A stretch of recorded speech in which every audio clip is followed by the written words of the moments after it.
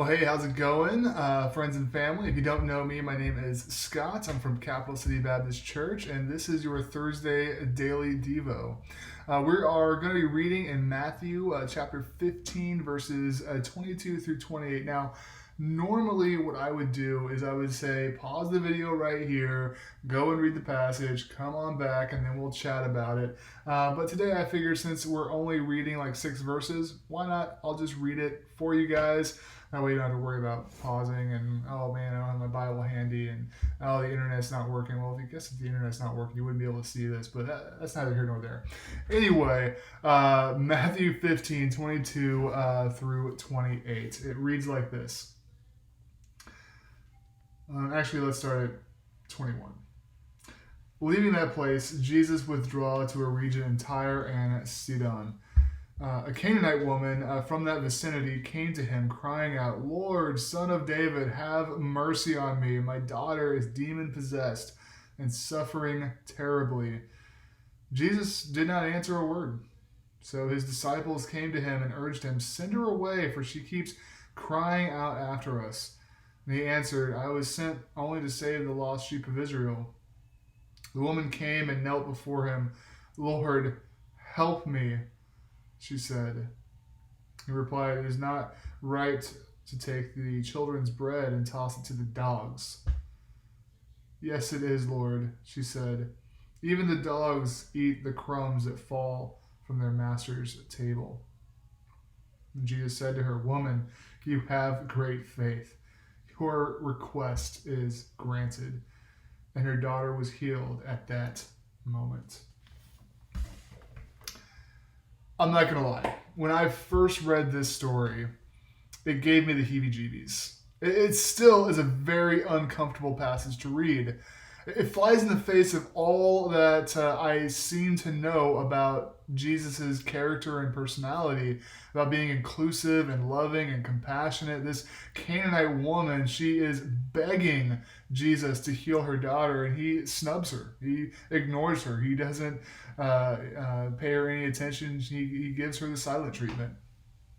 And then his disciples, who I guess are getting annoyed by just how persistent she's wailing after Jesus, disciples ask Jesus, hey, would you just send her out of here? Get her out of here, please. Come on, she's bugging us.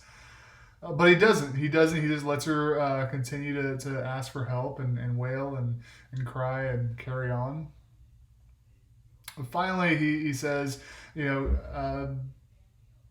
I'm here for the lost people of Israel, the lost sheep of Israel, and then she comes in and she asks him, "Lord, help!" and Jesus says, "Is it right to take the bread away from the children and give it to dogs?" Now, dogs, to call somebody a dog back in that culture, even in Middle Eastern culture today, is a grave insult. But yeah, he doubles down. He calls her very implicitly, not directly, but he pretty much infers that she is a dog. But she does not relent. She says, "Lord, even the crumbs fall from the master's table and the dogs get to eat it." And so what's going on here? Is Jesus just having a bad day? Is he just like really hungry and he just needs a Snickers bar so he can start acting like himself? Or is something else going on? Have you ever had a text or an email misunderstood because it was hard to interpret the tone? I'm a millennial, and so like 99% of my communication is through texting and email. And we had to invent emojis just so we could properly communicate tone so we weren't misunderstood. I think sometimes we miss a lot in our Bible readings because there is so much information that we don't quite get in written form. Tone of voice, body language, the twinkle in an eye, etc. And sometimes when we approach Scripture, we kind of read it through a religious fog, right?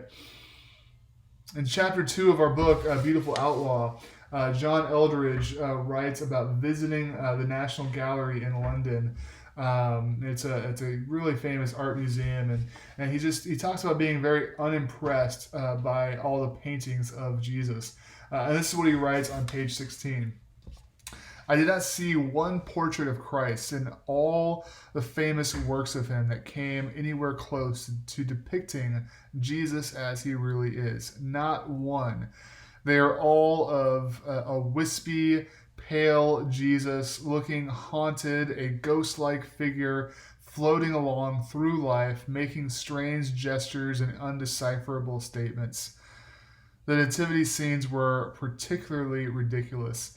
The classic art depicting the infant themes now repeated on Christmas cards and creche scenes displayed in churches and on suburban coffee tables portrays a rather mature baby, very white, radiantly clean, as no baby is ever clean, arms outstretched to reassure the nervous adults around him, intelligent without need, halo glowing, conscious with an adult consciousness, super baby. This infant clearly never pooped his diapers. He looks ready to take up the prime ministership. And so, and yeah, have you seen those pictures of baby Jesus laying in the manger, and he looks like a full-grown man in baby form? He has a very mature and weathered face and these distant 100-yard eyes that, he looks like he's seen some stuff in his days, in his whole 3 days of life, I guess. And he always has like the six-pack, Have you ever seen six-pack baby Jesus?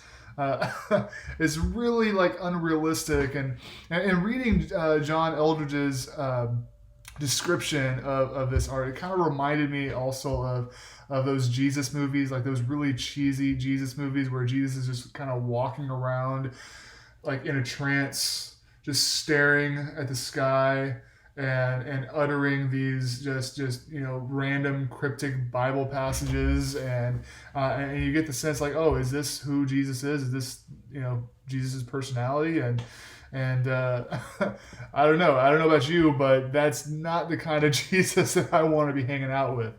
But sometimes we kind of read that into Scripture. And that's the danger of reading through that religious fog.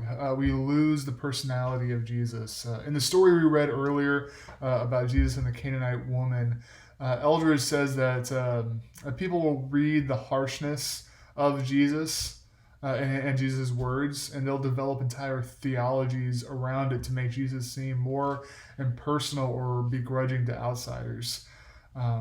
So what is really going on in Matthew 15:22-28? Well, reading this passage in light of other passages and also the passages that come immediately afterwards, I think Jesus was playing into the disciples' prejudices a little bit. I think the Canaanites would have been despised, but especially Canaanites when you consider the history between them and the Hebrews. You see, this woman, even though she was an outsider and even though she was a Canaanite at that, she was persistent in her faith, and she believed that Jesus could help her. And not only that, but she referred to him as Lord, recognizing that he has spiritual authority. But she also does something else. She recognized Jesus as the son of David. This outsider, this Canaanite, no less, does what even the Jewish religious leaders refuse to do: submit to Christ's authority and recognize him as Messiah. In fact, in the very next chapter, right after feeding 4,000 people with 7 loaves of bread and how many pieces of fish? Was it a few small pieces of fish? He was able to feed 4,000 people, but I guess that wasn't a big enough sign, because Jewish leaders religious leaders still came up to him and said, "Hey, give us a sign. Were you not here when I just fed 4,000 people with a Lunchable? I mean, come on." So without having been in the room with Jesus and his disciples and this woman, and not hearing Jesus' tone of voice, not being able to read his body language, my theory, and again, this is just my theory is that Jesus was putting on a show to kind of play into the disciples' prejudices, just to flip it on its head, showing that she has more faith than even the Pharisees. Well, I hope that you enjoyed today's Devo, and I hope it made you think a little bit. I pray that you have an amazing rest of your week. God bless.